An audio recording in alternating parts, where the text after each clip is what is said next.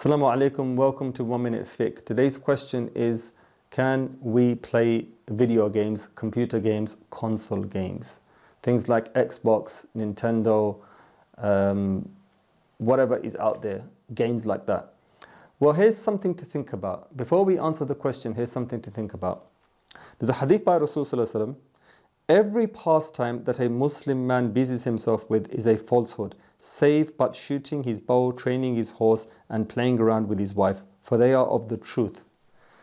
Now, does that strictly limit to those three things? No, the understanding is that these things are wholesome. One grows by doing these things.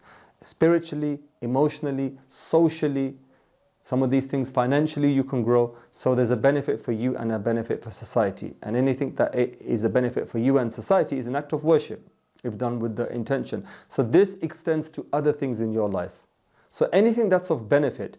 So for example, playing games is like mental sport, if you want to call it that. So what about playing crosswords? Well, a crossword, it has some benefit to it. It sharpens you mentally. If it's not done in excess, if it's just done with the intention of sharpening your mind. What's the benefit of playing a computer game? Apart from wasting your time. Right, here's another hadith.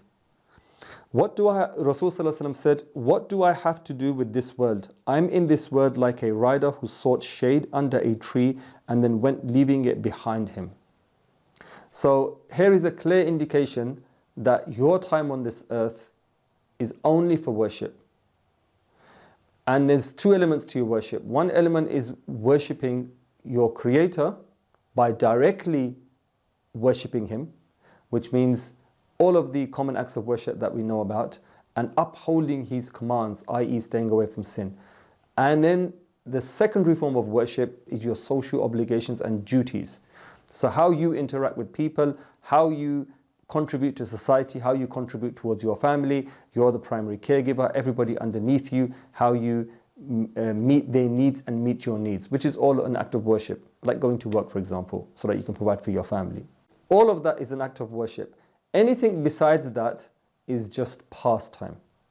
Now, some pastimes, with the correct intention, if done, strengthen you for your next bout of worship, i.e. all of those things that we just mentioned. So that's understandable. But everything else in this world is just something that's going to be left behind, and it's useless. For example, you're on a journey to make some food. So you pick up a tool. What's that got to do with making food? Not much just yet, unless understood. That tool is going to be your means of hunting a prey, killing it, and then cooking it. Right? So there's a link there. It's all building up to something. But if you're going to your hunt and you see a rose and you pluck the rose and start smelling the rose, and you're just smelling the rose and smelling the rose and smelling the rose, there's no link between smelling that rose and your end goal of having a meal. So it was a waste. You're wasting your time smelling that rose when it's not needed at that moment. So likewise, every act, you need to ask yourself, what's the benefit of it? Is it getting me to Allah, or is it taking me away from Allah? If it's taking you away from the remembrance of Allah, it's a wasted moment, and your life is but a series of moments. Let them be moments of worship. This life is but a moment. Let that moment be a moment of worship. So, having understood this, let's turn our attention to playing computer games. There are a few problems with this. First of all, it's just pastime without any benefit for the sake of pastime.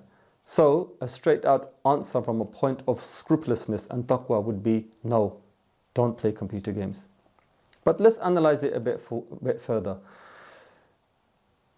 In today's society, where there is so much corruption and lahu, things of no benefit in this world, where everything is in the face of your children, if you were to stop them from playing a computer game, what would happen is those feelings will be repressed inside them, and as they grow older and once they gain their freedom, they will go to an extreme. This is well documented.